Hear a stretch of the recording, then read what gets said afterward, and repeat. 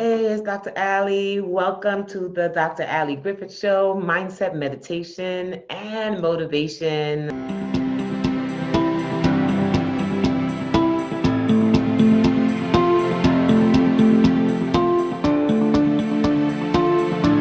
I want you, before you even get started, make sure you are following our YouTube channel.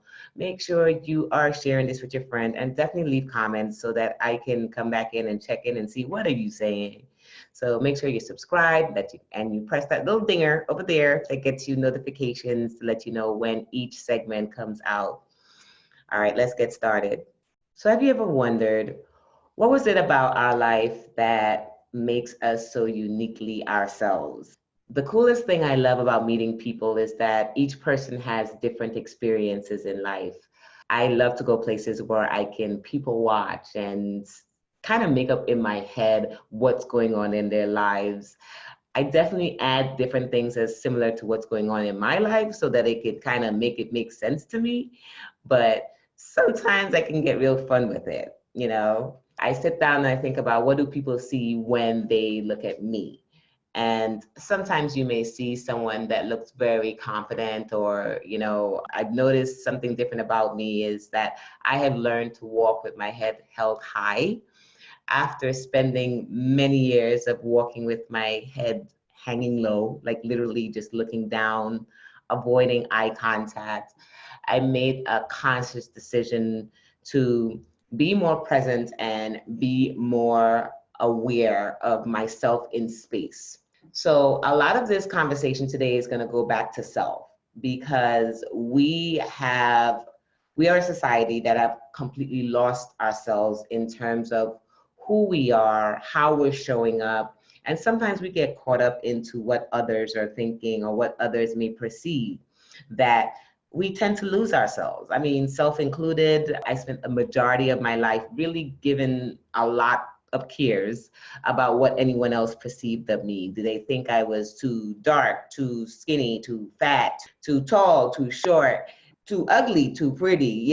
We go through these different places, not too smart, not smart enough, right? And I don't know if you felt this way, where when you show up, you get so nervous, or I've got so nervous that because of what I thought people would perceive of me, it would cause me to dim my own light and not be able to let who I truly am shine out.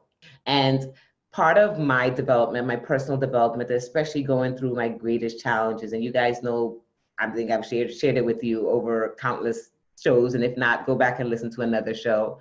But going through my challenges and reflecting back on myself, I realized that most of those times I lost myself in that relationship, in that situation, in that really trying time that I didn't think I could actually come out of at that time. And when I reflect back on it, most of what I would come back to is I would wonder, what would others think of me?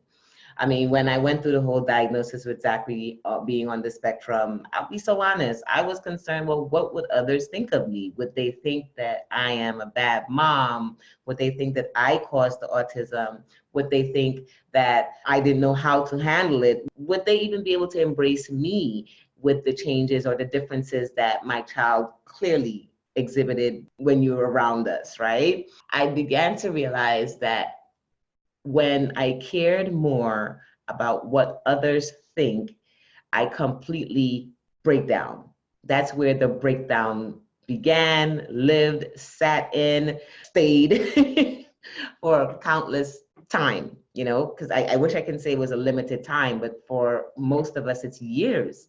I mean, we've spent our childhood with people telling us, what we should do, how we should look, how we should act. And what that really was creating a sense of what our self should be, when we actually had the ability to be still and connect with who we truly are. And those weren't things that anyone was telling us when we were younger. I don't know about you, but nobody was telling me. I sit down and I remember hearing that you're supposed to do that, girls are supposed to do that, Black girls are supposed to do this, doctors are supposed to do that, moms are supposed to do that, wives are supposed to do that. And all these social norms of what things people thought that how we should be. So my message today really, and I know I'm going around this in a lot of circles because today I really wanted to come in and just really reflect on how perceptions can really fuck us up. That's the reality of it. It can really mess us up. It can have us where we completely disconnect from who we truly are, where we can completely disconnect from others around us. And most of it is based on what we think others would think, instead of us realizing that bump what anyone else think and get back into the source of who I truly am. Now, I remember if you go back to my first episode spoke about who I am. And it spoke about me being an audiologist, speech pathologist, an autism mom. It spoke about my journey towards becoming a coach and serving others out there. But it never really truly got to the core of who I truly am. You know, what I started to realize when I tapped back into who I truly am, and you can do this as you're listening, is really think back to who your core self is without any change, without thinking of what others are going to do, without the reflections or the thoughts and opinions of others, but who you are when you're at stillness, who your soul, your core, the thing that you connect with within yourself. Who is that? What does that feel like? Does it feel like peace? Does it feel like disarray? Does it feel like chaos? And how do you get back to that stillness of self where you reconnect back to just being, right? Just being present in all that is around you. So one of the things I really love about me is the fact that I tend to connect really well with people. I'd say that's one of my gifts.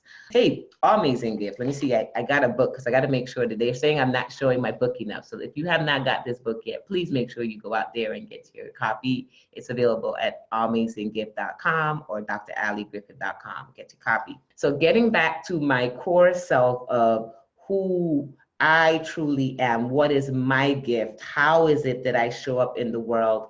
The ability to connect with others. But I had to realize that in order to connect with others first, I had to learn how to connect with myself. What does connecting with myself look like? It looks like being still. What does connecting with myself look like? It looks like allowing myself permission to mess up. It looks like embracing all of me, my outside, my inside, my ups, my downs, and most importantly, how I choose to show up in the world, how I choose to want to respond to certain things. I don't have to do anything anymore because once I connect back to my core self, all I have to do is just be. So if you're feeling lost out there and you're trying to figure out how do I create this whole self-love thing, everybody's talking self-love, love every, don't love anyone else until you self-love. Self-love really just has to do with being in existence with yourself and connecting with who you truly are without any impact of others' thoughts on you or others' reflections on you, but you just being and accepting and loving where you just feel this warm sense of, yeah, that's me. Now, you're not always going to love you. You're not always going to have those moments when you think you're doing amazingly great, because you have to find ways of how to improve yourself. That's what we're here for. Each day we strive to be a better self. But as you're striving to be a better self and you're opening up that path back to deepening your self-love, just get back to your core of self, your core of what it feels like to just be in existence. Embrace your connection with nature, embrace your connection with people, embrace your connection with strangers, embrace your connection with those you love, and accept that the love for others is just going to look different. Just like the love for yourself at times just looks different. Sometimes it looks super duper exciting and bright and full of color. And sometimes we're going through moments where your love of yourself is not so colorful, where you're just still questioning, who am I? Where am I? What do I want to do? But that's okay. That's part of this development called life. That's part of us growing to be our best selves each day, but yet loving the heck out of ourselves. So I know this is one of those where I'm not going so strict into points and all these things, but this was just a conversation literally that I'm having with myself that I'm inviting you in with. Let me know what your thoughts are. Let me know what connects most with you. Let me know, how does this make you feel? And how do you feel about yourself, your self-love? What's your development going like? What is your journey of self-love looking like? Let me know. Make sure to go to drallygriffith.com so that if you need any information or if you want to have one-on-one conversations, I do have a few opening slots. Hopefully I still do by the time you do hear or see this. But definitely stay in touch, Facebook, Instagram, Twitter, all at Dr. Allie Griffith, YouTube, of course, Pinterest. And definitely let me know, how does your self-love journey look? I'm curious. Now, remember, in all that you do, stay being amazing in your thoughts, your words, and in your actions. Peace.